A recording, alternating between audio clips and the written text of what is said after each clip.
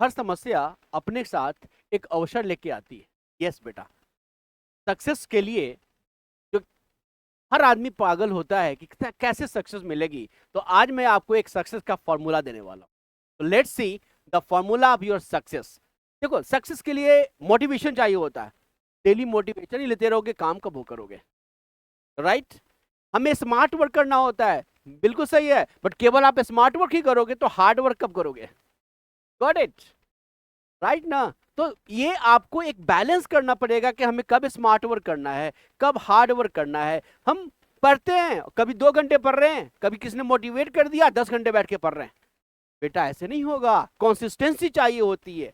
तो ये सारे कंपोनेंट्स हैं, consistency, hard work, smart work, ये सारे कब कितना होना चाहिए, उसका एक परफेक्ट फॉर्मूला आज आपको मिलेगा। यदि आपने उसको फॉलो कर लिया बेटा, you will get your 100% success. तो लेट्स सी आपको किन बातों पे कितना ध्यान देना है।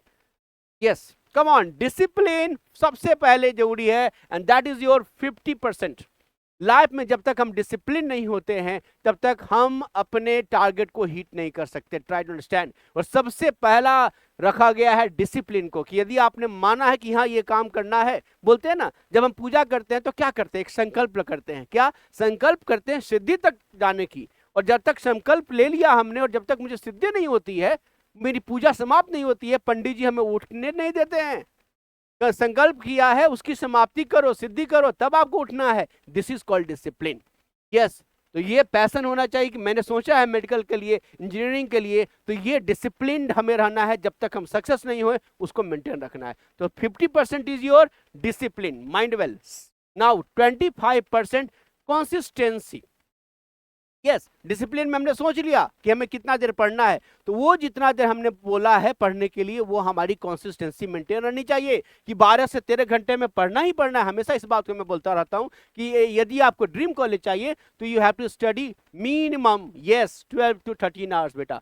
नाउ माइंडसेट से करना है। 15% है आपका। मतलब क्या सोचा आपने? माइंडसेट से ही क्या होता है? 8th क्लास का बच्चा पढ़ने के लिए तैयार होता है। किसके लिए? मेडिकल के लिए। हमारे यहाँ बैच में, हमारे यहाँ अचीवर्स बैच में क्या है? एक बच्चा 9th क्लास का है, वो 12th क्लास में बैठा हुआ है। एक 9th का बच्चा है, वो 11th में भी बैठ के पढ़ रहा है। सोचिए, 9th क्लास का बच्चा का माइंडसेट क्या है कि नहीं, मेरे को 2 साल पहले ही मेडिकल की पूरी तैयारी करनी है और टॉप 10 में, टॉप 5 में मेरे को आना है। This is called mindset. Otherwise 9th 10th का बच्चा होता ही क्या, सोचता है कि क्या बच्चा, छोटा बच्चा, जान लोगे क्या उसकी? वो जान नहीं लोगे, वो दूसरे की जान ले लेगा। ये माइंडसेट है उसका बेटा। So mind well, this is very important. Then we have the hard work again 5%, and then smart work, this is again 5%. Smart work इसलिए बोला कि स्मार्ट वर्क की फ्रेमिंग होती है। हर जगह आप स्मार्ट वर्क करोगे तो हार्ड वर्क कब करोगे? तो mind well, these are the 5 important steps of your success formula: discipline, consistency, mindset, hard work and smart work. Follow this thing and get your success 100%. Thank you. God bless you.